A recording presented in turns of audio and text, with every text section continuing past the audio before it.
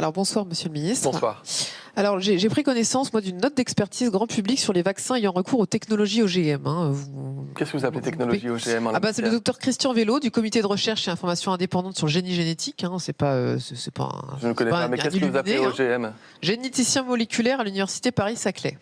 Alors j'invite tout le monde d'ailleurs à la lire, c'est très intéressant. Alors vous, en fait, si on vous écoute, il n'y a aucun risque. C'est pas ce que j'ai dit. Ah, vous dites l'ARN peut tout aller dans l'ADN. C'est absolument pas ce qu'il dit, bizarrement. Lui, il n'est pas du tout du même avec vous.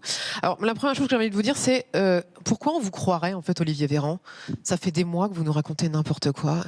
Attendez. Des mois. Non, mais non. On a dit avec de la courtoisie. Oui, mais bon, les Français ont besoin de vérité aujourd'hui. Oui, ils ont besoin de vérité, mais on peut se parler tranquillement. Oui, mais à un moment donné, un mensonge est un mensonge, David Pujadas. Et sinon, je vous inviterai à justifier votre phrase, vous racontez n'importe quoi, et on n'en finirait plus. Donc, restons simplement sur notre sujet. Parce que moi, je pense que ce débat, il devrait même pas avoir lieu. Alors, pourquoi vous croire? C'est ça la question. Oui, pourquoi vous croire, étant donné que vous avez changé d'avis en permanence, vous nous avez bloqué l'accès aux choses qui soignaient, tout en autorisant les choses qui allaient nous tuer. Qu'est-ce que vous appelez les choses qui soignaient?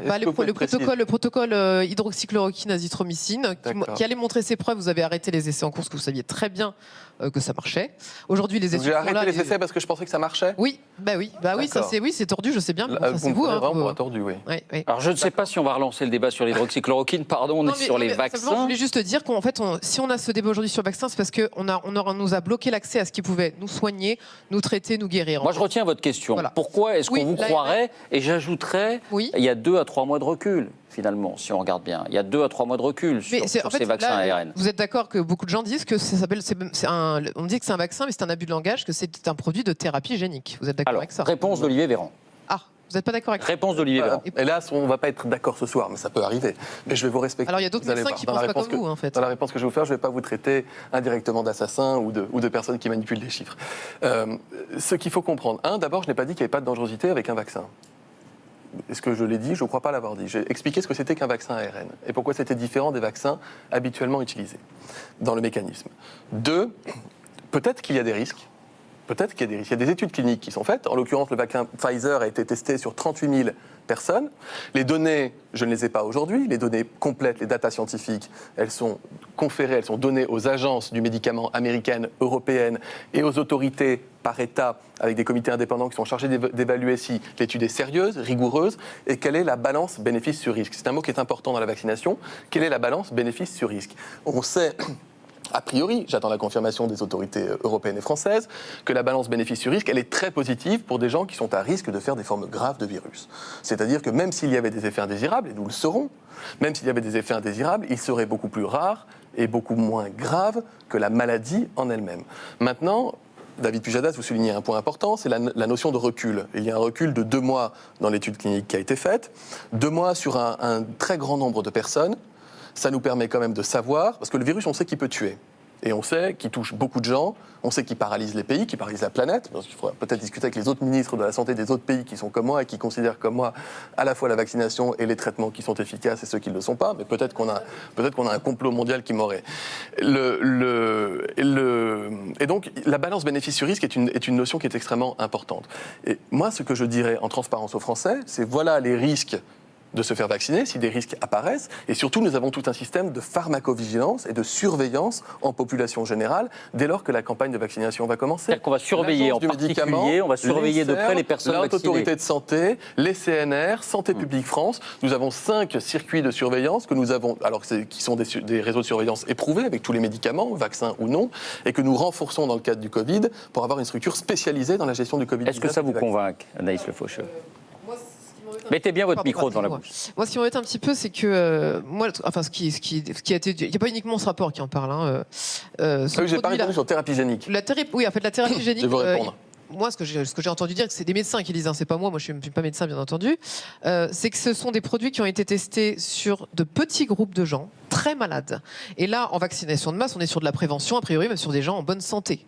Donc, est-ce qu'on est prêt à prendre un risque aussi grand? Parce que vous dites oui, il y a des risques. Dites-nous lesquels dans ce cas-là, parce que faut qu'en transparence, on dit ce qu'on risque en fait. Parce que le Covid, c'est quoi la mortalité du Covid en population saine? Sur quelqu'un moi, j'ai combien de risques de mourir du Covid si je l'attrape? Vous n'êtes pas prioritaire pour la vaccination, que je sache. On a parlé d'abord des personnes d'un certain âge en résidence et ensuite en ville. Il y a des gens, il y a 30% des gens de moins de 60 ans qui sont 30% des gens qui sont en réa, en réanimation, qui ont moins de 60 ans. Donc ça peut toucher des gens jeunes et on en connaît généralement tous autour de nous, de façon directe ou indirecte, qui ont fait quand même des formes graves. Sans compter, vous savez, tous ces dizaines de milliers de Français qui ont perdu le goût et l'odorat, qui gardent la fatigabilité, ce qu'on appelle le Covid long, qui ne sont pas forcément des formes qui sont comptabilisées dans les réa, puisqu'ils ne vont pas en réanimation, mais qui gardent des séquelles. Je vais vous répondre sur les, si vous en êtes d'accord. Sur les effets indésirables potentiels, ça, c'est le résultat des études cliniques. Au moment où on démarrera la campagne de vaccination, tout sera transparent. Est-ce qu'il y a eu des effets indésirables? Est-ce qu'ils sont bénins? Est-ce qu'ils sont modérés? Est-ce qu'ils sont graves? On le dira. Ensuite, quand apparaîtront, s'il devait apparaître des effets indésirables lorsqu'on vaccinera en population, nous avons tous les réseaux de remontée et de diffusion de la pharmacovigilance, nous le dirons. Et puis nos voisins anglais qui ont commencé, les Allemands, les Espagnols, les Italiens, les Américains, tous les pays partageront ces informations-là. Et s'il y a des effets indésirables, je ne me fais aucun souci et j'en avais aucune intention, ça ne sera pas masqué, ce sera donné en transparence. Moi, je crois à l'accès à l'information et à la capacité de décider. Sur la thérapie génique. D'abord, la thérapie génique, elle peut exister pour guérir des maladies génétiques. On peut aller toucher au génome humain. Et d'ailleurs, il y avait le Téléthon le week-end dernier, et je crois que la thérapie génique permet de sauver un grand nombre de vies, notamment des enfants qui ont des maladies génétiques qui jusqu'ici étaient incurables. Si vous venez avec moi en neurologie, je vous montrerai que ça fonctionne très bien. Ensuite, c'est pas du tout une technologie OGM. L'OGM, c'est totalement différent. Là, nous avons un vaccin à ARN messager. Effectivement, c'est quelque chose qui est nouveau. Alors, ça fait 20 ans qu'il y a des projets de recherche dans le domaine, et notamment dans le domaine du traitement du cancer. Le vaccin ARN est très prometteur pour traiter demain des cancers, des maladies chroniques, etc. On n'est pas dans la thérapie génique parce que l'ARN messager, je l'ai dit tout à l'heure, ne rentre pas dans l'ADN humain. Il ne pénètre pas.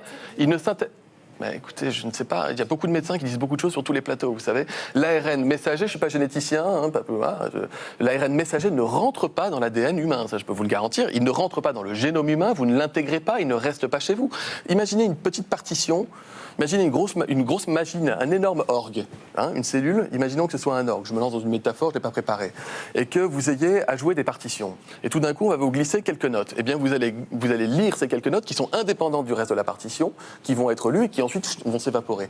Sauf que là, vous aurez stimulé votre immunité et vous garderez des anticorps pour pouvoir reconnaître. Alors, donc on n'est pas du tout dans l'intégration. On ne change pas le génome humain. La thérapie génique, ce n'est pas ça. Pourquoi vous soupirez, Naïs Le Faucheux? Alors, déjà, je voudrais juste apporter une précision. Je passe sur le plateau pour l'anti-vaccin de base. C'est pas du tout le cas, en fait. Déjà. J'ai mes vaccins à jour. Je considère qu'en fait, le débat en France est très réducteur. C'est-à-dire c'est soit vous êtes pour, soit vous êtes contre. Les anti-vax sont des complotistes. Quand on est anti-vax, on est contre tous les vaccins. Enfin, c'est ridicule, quoi. On peut avoir une position intermédiaire, interroger l'intérêt de certains vaccins et d'autres non. Enfin bon, voilà, le débat n'est pas. Vous êtes vacciné oui, moi j'ai par d'autres vaccins. J'ai jamais été contre ça. Mes enfants le sont aussi. Enfin. Non, vous parliez en fait de la confiance. C'est intéressant cette notion en fait de la confiance parce que vous, par exemple, vous avez confiance. Comment ça se construit la confiance en fait? Ça se construit comment est-ce que vous avez confiance en quelqu'un qui vous raconte tout et son contraire du jour au lendemain? La confiance, est-ce que vous pensez que ça se décrète? Vous ne pensez pas que ça se gagne? La confiance, ça se gagne. La défiance, parfois, elle peut être innée dans les relations qu'on peut avoir avec les gens. C'est-à-dire que parfois, ça peut être très compliqué de convaincre certaines personnes. Mais j'ai aucune prétention, madame, d'avoir été parfait depuis le début de l'émission. J'ose espérer. Je peux vous garantir que j'y mets toute mon énergie et toute l'équipe qui travaille, les centaines, les milliers de personnes qui sont autour, que ce soit la communauté scientifique, les agences régionales, les soignants qui se mobilisent sur les territoires et qui voient le vaccin plutôt comme une très très bonne nouvelle qu'autre chose, pour une grande partie d'entre eux en tout cas. Sur la question de la confiance, vous savez, c'est faire preuve de transparence, c'est être capable de dire les choses. Vous savez, je vais vous donner l'idée une notion d'une polémique à côté de laquelle on est passé en France, mais qui a touché beaucoup de pays européens. J'imagine que vous en avez en stock. Je vous fais confiance. Vous avez un médicament qui était plutôt prometteur, qui s'appelait le Remdesivir, commercialisé par un laboratoire qui s'appelle Gilead, qui est un laboratoire américain. Et à un moment donné, on m'a dit, est-ce que la France va en commander? La plupart des pays européens en commandent, avec une grosse commande de stock, etc. Moi, j'ai regardé les données scientifiques, j'ai demandé aux scientifiques de me donner leur avis sur ce traitement. Au début, ils disaient pourquoi pas. Puis après, ils m'ont dit le traitement ne marche pas plus que la chloroquine. Et donc, il ne faut pas acheter ce médicament-là. En tout cas, s'il n'y a pas un intérêt majeur à le faire, j'ai décidé de ne pas en acheter. Il y a eu des essais cliniques en France, l'essai Discovery, qui est utilisé dans le cadre d'un protocole de recherche-traitement. C'était des doses gratuites. Je n'en ai pas acheté. Aujourd'hui, tout le monde sait et c'est reconnu que le médicament Remdesivir ne fonctionne pas. on a montré la preuve. Comme d'autres, effectivement, en tout cas, il ne fonctionne pas. Et donc, tout le monde considère aujourd'hui que ce traitement-là ne doit pas être donné aux malades. Je vais vous dire une chose, je suis plutôt content d'avoir fait le choix de ne pas céder à un moment donné à l'appel de certains scientifiques qui disaient il faut en acheter pour voir. Et donc, la France est le seul pays avec le Luxembourg dans l'Union européenne à ne pas avoir acheté ce médicament. Vous voulez dire que parfois, on ne parle pas de ce qui marche et on parle que de ce qui marche pas. L'Agence européenne du médicament a donné son feu vert là, pour qu'on en achète 1 milliard de doses là, début octobre. La France n'a pas acheté un remdesivir, madame. Et donc, on est passé à ça, d'une polémique qui en plus concernait un labo que généralement les donc la France n'a pas. Vous dites bien que la France n'a pas donné 1 centime pour acheter du remdesivir. Le remdesivir dans le cadre de l'étude clinique a été donné gratuitement. Oui, c'était dans le cadre de projet Discovery européen. Alors, sur les labos, et sur l'argent. C'est un exemple parmi d'autres, mais voyez le problème. Vous me parlez de la défiance et de la confiance. Je vous donne des données factuelles que chacun peut vérifier. Mais quelle que soit la vérification, madame, que vous apporterez, je ne suis pas sûr qu'en définitive, je vous aurai convaincu sur ce point. Il n'empêche que moi, je continuerai à essayer de vous convaincre. Libre à vous de me croire ou de ne pas me croire. Tout ce que je vous demande, in fine, c'est pas d'aimer votre ministre ou c'est pas de juger que je sois compétent ou incompétent. Ce que je vous demande, madame, c'est de faire attention aux vôtres, de faire attention aux gens qui vous entourent, de respecter les règles, mais je suis sûr que vous le faites, et de vous protéger vous-même. C'est ça qui est le plus important pour moi.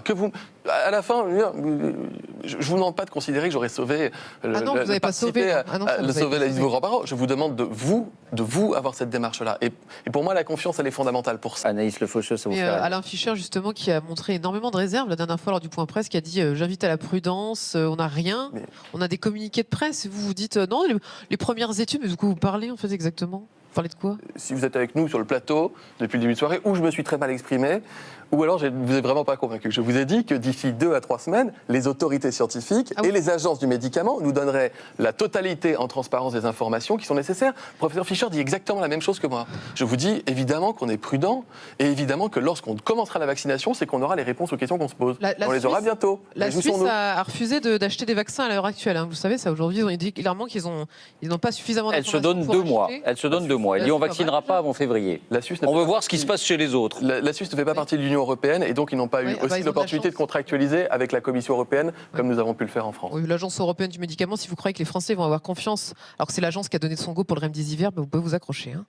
Franchement, bon courage. Dites-nous, vous nous ferez la liste des autorités scientifiques en qui vous avez confiance. On essaiera de trouver le moyen de vous convaincre. Mais en fait, c'est marrant parce que vous avez couvert le masque, mais les masques sont tombés pourtant pendant cette crise. C'est drôle, vous trouvez pas? Voilà. C'était écrit ça? Pardon? Non, vous le disiez.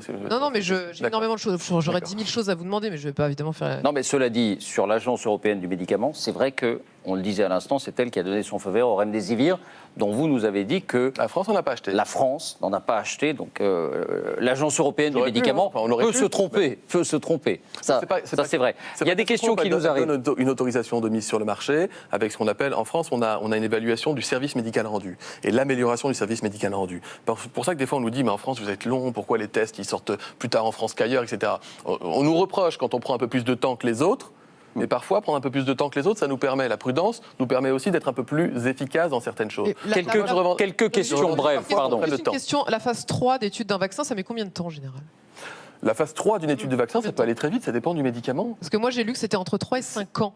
Non, la totalité d'un projet de recherche clinique peut être beaucoup plus long. Il y a même des médicaments qui sont en jachère ou en gestation pendant des années, parce que tout dépend du public, si vous voulez, tout dépend du nombre de personnes qui peuvent être soumis à une maladie. Si vous voulez, pour démontrer qu'un vaccin est efficace, il faut qu'il y ait une épidémie qui est en cours. Si vous testez par exemple un vaccin dans une population où l'incidence virale est nulle, vous ne pourrez pas démontrer si votre vaccin est efficace ou non. Vous êtes d'accord avec moi? Bon, donc quand vous êtes sur un échantillon de 38 000 Américains au moment où ils sont en pleine vague épidémique et il y a plein de gens qui se contaminent, ça vous permet d'avoir dans un temps très court vos 2 populations, celle qui est vaccinée et celle qui ne l'est pas, et de regarder qui a attrapé le virus et qui ne l'a pas attrapé, et qui a eu des effets indésirables éventuels et qui n'en a pas eu. Je voudrais simplement vous demander si vous avez été convaincu par la nécessité de se faire vacciner à l'issue de ce dialogue. Au moment venu. Oui, mais pas tout de suite, quoi. Bon. On va attendre, regarder ce qui se passe au Royaume-Uni, par exemple. Et attendre. Oui, non, moi je me vis comme responsable pour moi et pour les autres, et donc bien entendu je serai vaccinée. Anaïs? Moi, je vais plutôt prendre de la vitamine D, du zinc et de la vitamine C, en fait. Ce serait ça que vous devriez donner dans les EHPAD, d'ailleurs. Il paraît qu'il y a des dizaines et des dizaines d'études aux États-Unis. Professeur Olick, professeur Maric, qui ont étudié les bénéfices de la vitamine D. Vous voyez? Donc pas de vaccin pour vous dans l'immédiat. Pas convaincu. Non, ça c'est clair.